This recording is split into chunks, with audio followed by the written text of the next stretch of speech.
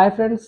आज के टाइम में बहुत से लोगों के दांत खराब हो रहे हैं। क्यों इतने दांत खराब हो रहे हैं, इसके बारे में हम बात करेंगे और उससे बचा कैसे जाए, इसके बारे में बात करेंगे।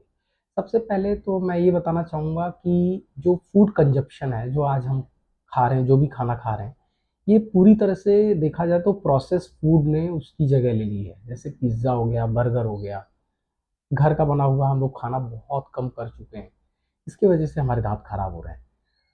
चॉकलेट, बिस्किट्स, ये सारे जितने पैकेट्स में फूड्स आ रहे हैं, उसमें क्या होता है क्या नहीं होता, इसके बारे में हम नहीं ज़्यादा बात करेंगे।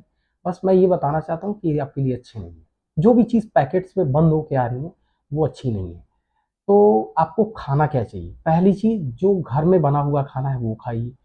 फिर भी अगर कोई मजबूरी है, जैसे बच्चे हैं वो जो नहीं मानते हैं, उनको चॉकलेट्स खाना ही है, तो पेरेंट्स मजबूरी में उनको चॉकलेट्स देते हैं।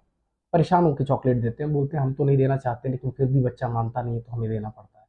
अगर आपकी ऐसी कंडीशन है तो उसके लिए क्या करें और उसके इफ़ेक्ट कम से कम हो, उसके लिए क्या करें? तो सबसे पहले तो ये जानना ज़रूरी है कि अगर हम ये चीज़ें दे रहे हैं तो हमको अपने पास और क्या-क्या रखना है, ये चीज़ें देने के बाद हमें क्या देनी है ताकि बच्चों के दाँत खराब ना हो।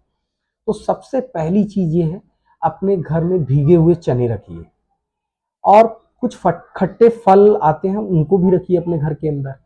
तो ये सब चीज़ें डिटर्जेंट फूड में आती हैं और ये बच्चे अगर खाएँगे तो उनके दाँत खराब होने के चांसेस बहुत कम होंगे। उन्होंने कुछ चॉकलेट या बिस्किट वगैरह कुछ खाया, तो आप उनको थोड़ा-सा निकाल के दे दीजिए, बोले ये अगर खाओगे तो ये खाना पड़ेगा। फिर वो खाएगा और उसके दाँत बिल्कुल भी खराब नहीं होंगे। उसमें क्या रहेगा, भीगा हुआ चना, वो एक डिटर्जेंट फूड में आता है, उसको आप दे सकते हो।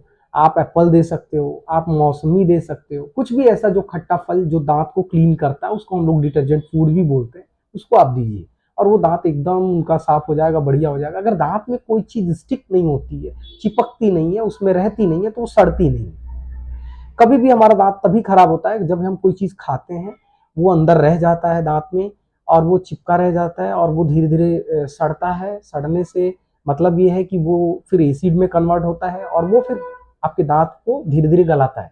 उसको हम लोग मेडिकल लैंग्वेज में ईच बोलते हैं, ईच हो जाता है और वो दाँत आपका वहाँ पे गड्ढा होने लगता है और वो कैरीज़ में बदल जाता है। तो ये सब चीज़ें थोड़ा-सा आपको ध्यान देंगे तो आपके दाँत अच्छे रहेंगे।